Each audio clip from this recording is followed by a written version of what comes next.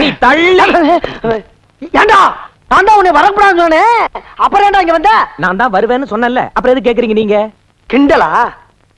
ஆமா அது இருக்கட்டும், அது என்ன பேண்டேஜ்லயே பட்ட போட்டுருக்க?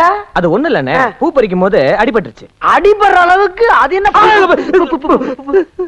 ஏப்பா அது என்ன கேக்குறீங்க? வேணாமா?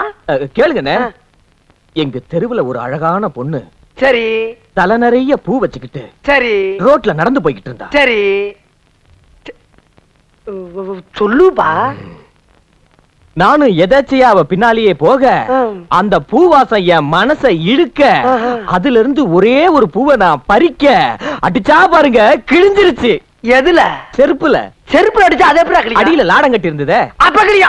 அப்ப கிளியா கிழிஞ்சிருச்சா? ஏண்டா சார் அது? வணக்கம். வாங்க வாங்க வாங்க வாங்க வாங்க. நீங்க தானா? ஆமா யார் நீங்க? கிழிஞ்சது உங்களுக்குமா? அட என்ன தம்பி நீங்க போன வாரம் என் மீட்டிங்க்கு வந்து என் பேச்சு கேட்டுட்டு பாராட்டிட்டு போனீங்களே. அச்சோ அவரா நீங்க? டேய் அண்ணன் யார் தெரியுமா? மேடையில ஏறி பேச ஆரம்பிச்சாருனா கிழிஞ்சு. ஏன் சும்மா இதையே ஞாபகப்படுத்துறீங்க? இருடா அண்ணே, மேடையில ஏறி பேசுறீங்களே அதே மாதிரி இங்க ஒரு தடவை பேச்சு காட்டுங்கண்ணே, பையன் ஆசைப்படுறான். அது ஒரு மேடை இருந்து ஒரு செட்டப்பா இருந்தா தாராளமா இது மேல ரெண்டு பேசுங்க, இல்ல பையன் முதுகு மேல ரெண்டு பேசுங்க. அவ்வளவு மரியாதை இல்லைங்க. அப்ப அது மேல ரெண்டு பேசுங்க. சரி. மல்ல மல்ல மல்ல மல்ல மல்ல மல்ல. பெரியோர்களே, வாழ்க்கை என்பது வாழ்ந்து பார்ப்பதற்கு தான். வாழ்ந்து பார்ப்பதுதான் வாழ்க்கையானது. ஏனென்றால் வாழ்ந்து பார்ப்பதெல்லாம் வாழ்க்கை ஆகிவிடாது. வாழ்க்கை வேறு, வாழ்ந்து பார்ப்பது என்பது வேறு. ஏனோ இதை எதிர்கட்சிக்காரர்கள் ஏற்றுக்கொள்ளாமல் மறுத்து அறிக்கை விட்டுக் கொண்டிருக்கிறார்கள். அவர்களுக்கெல்லாம் நான் ஒன்று கடைசியாக சொல்லிக் கொள்ள ஆசைப்படுகிறேன். வாழ்க்கை ஏயா சும்மா ஏதோ பேச்சு காட்டியா சொன்னோம்னா என்னமோ வாழ்க்கை வாழ்க்கைன்னு இருக்கிற வாழ்க்கையை கெடுத்து போடுறீங்க. நீங்க இறங்க, நீங்க இறங்க போல. நீங்க ஆமா உனக்கு என்ன வேணும்? எங்க வந்த நீங்க? என்னமோ பேச சொன்னீங்களேன்னு பேசுன. இத பிடிங்க. உண்டாங்க. என்ன அங்கே கலாண்டு வந்த மாதிரி இருக்கு? என்ன இது? அட நம்ம வீட்டு தோட்டத்துல கிடந்ததுப்பா. வெடிகுண்டா இருக்குமா? வெடிகுண்டா? வெடிகுண்டா? ஒரு சின்ன சந்தேகம் தான். ஏயா உனக்கெல்லாம் வெடிகுண்டு வைக்க ஆரம்பிச்சாங்களா? சொல்ல நாமெல்லாம் ரொம்ப பதமா இருக்கணும்டா இனிமேலே. முதல்ல இதை எடுத்து. டேய் எங்கடா இங்க வச்சத காணா? நான் தான் உங்க பின்னாடி வச்சேன். ஏடா எல்லாம் போறதா? எறா இருங்கண்ணே. ஏன் பின்னால இருக்கீங்க? மெதுவா. அம்மா அப்பா, இது என்ன அளவுன்னு சொல்லி துறையா? தம்பி, நான் ஒரு அரசியல்வாதி. எனக்கு நிறைய எதிரிங்க இருக்கிறாங்க. சரி, எவனாவது என்ன கொல்றதுக்காக பாம் செட்டப் பண்ணி வச்சிருக்கிறானா, இல்ல என்ன பயமுறுத்துறதுக்காக வச்சிருக்கிறானா, இது வெடிக்குமா வெடிக்காதா பார்த்து சொல்லணும். ஐயோ இதெல்லாம் எங்களுக்கு ரொம்ப சாதாரண விஷயம்யா. நம்ம அஸ்டன்ட் இருக்கானே, இதெல்லாம் பூன்னு ஊதி தள்ளி ஏன் பயப்படுற? நான் இருக்கேன்ல. நீங்க இருப்பீங்க, நான் இருப்பேனா? இருப்பேன். இப்ப நீ என்ன பண்ற? இத உள்ள கொண்டு போய் வெடிக்குமா வெடிக்காதான்னு செக் பண்ணி கொண்டு வர்ற.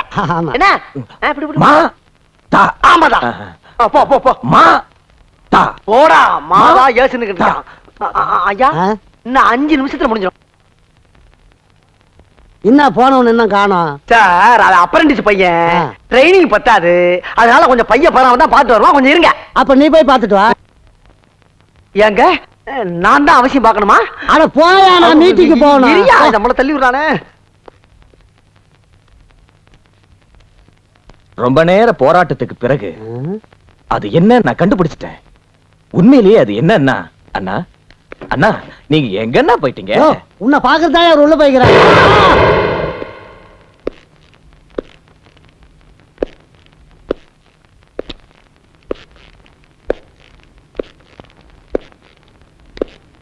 ஐயா நீங்க கொடுத்தது வெடிக்கிற குண்டுதா ஐயா. குட் மார்னிங் தர்மா. என்ன தலை போன மாதிரி உட்கார்ந்திருக்க? நீ பண்ணி இருக்கிற வேலைக்கு தலை மட்டும் தான் போகல, குடியே முழுகி போச்சுடா. என்ன ஆச்சு? என்ன ஆச்சா? நீ ஏதோ பெருசா வெட்டி முறிக்க போறேன்னு ஃபைனான்சியல் மீட்டிங் ஒன்னு அனுப்பி வச்ச. 200 கோடி ரூபாய்க்கு சாங்ஷன் ஆக வேண்டிய ப்ராஜெக்ட் 150 கோடிக்கு சாங்ஷன் பண்ணிட்டு வந்திருக்கியே, புத்தி இருக்கா? புத்தி இருக்கிறதுனால தான் 150 கோடிக்கு ஓகே பண்ணிட்டு வந்தேன். இல்ல இந்த ப்ராஜெக்ட் நமக்கு கிடைச்சிருக்காது. அதுவும் இல்லாம இதுல நமக்கு நஷ்டம் எதுவும் இல்லையே. நஷ்டம் இல்லதான், ஆனா வர வேண்டிய லாபம் குறைஞ்சு போச்சு. லாபம்? ஏய் லாபம் லாபம்னு ஏன்டா அதிகமா ஆசைப்படுற? எஸ், எனக்கு ஆசை அதிகம். பணம் தான் பிரதானம், லாபம் தான் முக்கியம். லுக், பட்ஜெட்டை திருத்தி 200 கோடிக்கு வர மாதிரி எழுதியிருக்கேன். இதை நீ சாங்ஷன் பண்ணி கொடுக்கணும். நான் சொல்ற இடத்துல கையெழுத்து போட்டு கொடுக்க வேண்டியதான் ஒர்க்கிங் பார்ட்னரோட வேலை. அதுவும் இல்லாம நீ முதல்ல கோட் பண்ணது தப்புன்னு ஒரு மன்னிப்பு கடிதம் எழுதி கொடு. Sorry, I am extremely sorry. நான் எந்த அக்ரிமெண்ட்லயும் கையெழுத்து போட மாட்டேன், எந்த லெட்டரையும் ரெடி பண்ண மாட்டேன். மிஸ்டர் விஸ்வநாத், நான் சொல்றத மட்டும் நீங்க செய்யுங்க. நீ சொல்றதுக்கெல்லாம் ஆடுறதுக்கு நான் ஒண்ணும் தலையாட்டி போமா. சொல்றத செய்யலன்னா நான் மிருகம் ஆயிடுவேன். தர்மா, ரொம்ப டென்ஷன்ல இருக்கு. ரிலாக்ஸ். எதுவா இருந்தாலும் நாளைக்கு பேசலாம்.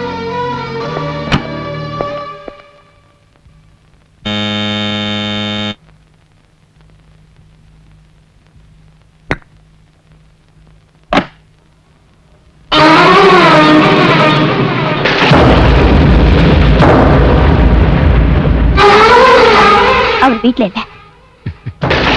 தெரிஞ்சுதான் வந்திருக்கேன். எதுக்காக வந்தீங்க? மனசுல உள்ளதை சொல்றது.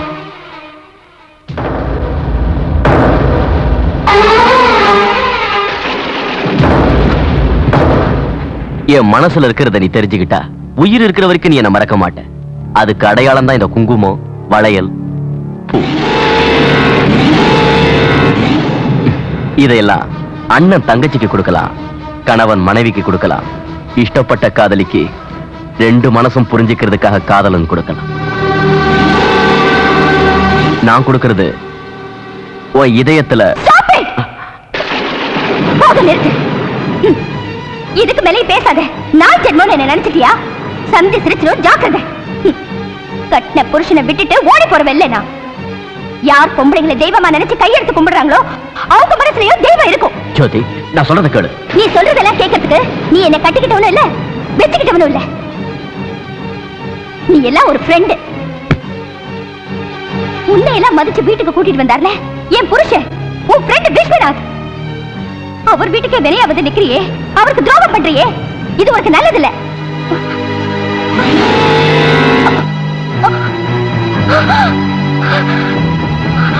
மஞ்சள் குங்குமம் கொடுத்து வளையனையும் கொடுத்துட்டா நான் உன் வரையில விழுந்துருவேன் நினைச்சியா?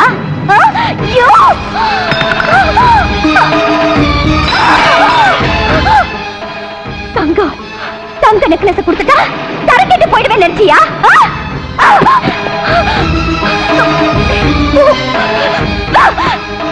பூவையும் புடவையும் கொடுத்து இதுல இருக்கிற தாலியையும் கட்டி புருஷனையே மாட்டலாம் நினைச்சு வந்தியா? நான் அப்படி நினைக்கல.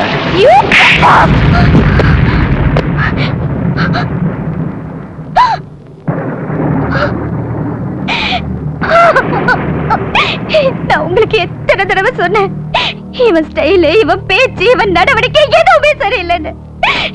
என் பேச்சு கேட்டீங்களா? என் பேச்சு கேட்டீங்களா? இன்னைக்கு நீங்க இல்லாத சமயம் பார்த்து உங்க ஃப்ரெண்டு என் மனச மாத்த பாக்குறாங்க. என் மனச மாத்த முயற்சி பண்றா. பஞ்சகம் பண்ண நினைச்சவன வீட்டுக்கே கூட்டிட்டு வந்துட்டீங்களே. வெளுத்ததெல்லாம் பால நெரிச்சிட்டீங்களே. துரோகிய நண்பன்னு நம்பிட்டீங்களே விசு. ஜோதி, நோ.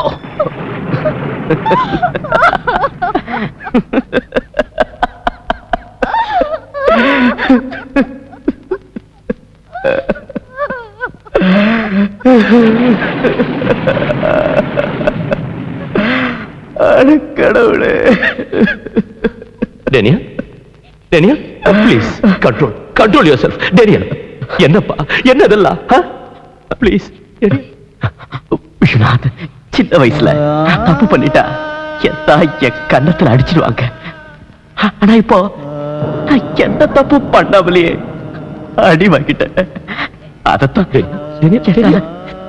தாங்கிக்க முடியல விஸ்வநாத். இது வரைக்கும் நான் ஆசைப்பட்டது எதுவுமே எனக்கு கிடைச்சதில்லை. அதுதான் என் தலைவிதி. அவங்க சொன்ன மாதிரி என்னோட மொழி, என் பேச்சு, என் முகம், பாரு பாரு, என் முகம் எல்லாமே கெட்டதா இருக்கு. அவங்க சொன்னதெல்லாம் நிஜம், அவங்க சொன்னது எல்லாம் நிஜம்.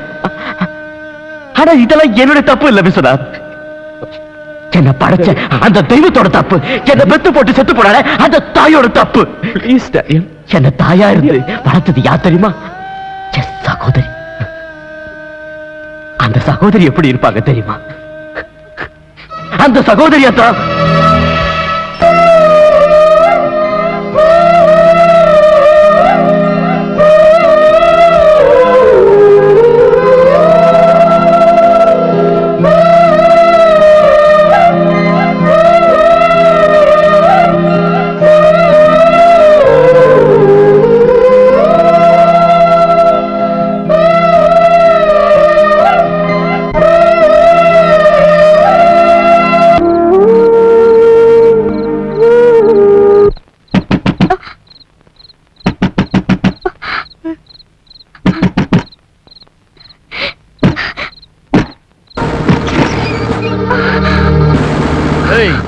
என்னடி முடிக்கிற?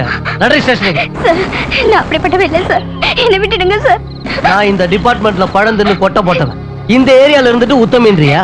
உங்களை எல்லாம் சூளையில வச்சு சுட்டா தாண்டி உருப்பிடுவீங்க. ஏந்திரே.